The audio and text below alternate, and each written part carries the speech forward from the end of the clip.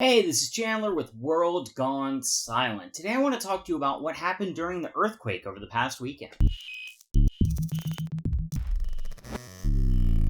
This past weekend was July 4th, and it wasn't just the Independence Day celebrations that got everybody's attention. I live in Los Angeles, and my wife and I decided to take a trip up to Big Bear for the holiday. My wife and I were sitting at a campsite at a big picnic table, and we felt the table shake, but not the way you see in movies where it's bouncing up and down like this.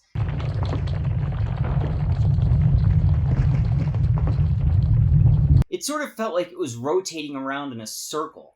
It almost felt like one of us was trying to play a trick on the other. We weren't. It was actually a 7.1 earthquake. Ridgecrest is not really next door to Big Bear. It's a fair distance away. But we still definitely felt the shaking. Immediately afterwards, you could even hear other people at the campsite shouting, "Did you feel the earthquake? Did you feel the earthquake?" Now, since I'm a ham radio guy and a little bit of a prepper myself, I went ahead and grabbed my go bag.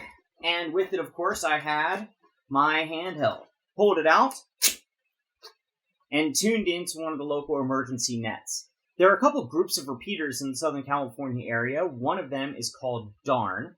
I have the frequencies for DARN plugged into my HT, so when I turned it on, I could immediately hear the emergency net underway. Now, if you haven't listened to an emergency net, typically you're hearing people checking in, you're hearing a lot of pauses for priority traffic, and people are just saying what they're seeing and hearing either through reliable sources or from their personal experience. We were able to hear that a lot of people in the LA area definitely felt the earthquake, and apart from water sloshing out of people's swimming pools, there wasn't a whole lot of damage. It was also helpful to have the radio because we could hear about the magnitude of the earthquake almost immediately after it had happened. This radio also has an AM/FM radio on it, so if there were emergency instructions for us to listen to, I'd have been able to tune those in as well. Thankfully, because we had our handheld with us, we were able to hear about what's going on, stay on top of any damage reports, and if we needed to, we'd be able to communicate our situation to others that could help us get a message out to people that we care about, or even to help us get in touch with fire,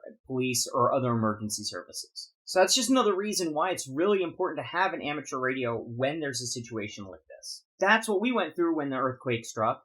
What did you do when you felt the shaking if you're in the Southern California area? Or, if you live in the Alabama or Louisiana area, are you taking any special preparations ahead of the tropical storm that appears to be heading your way? Let me know in the comments below, and I'll talk to you again really soon. Thanks so much.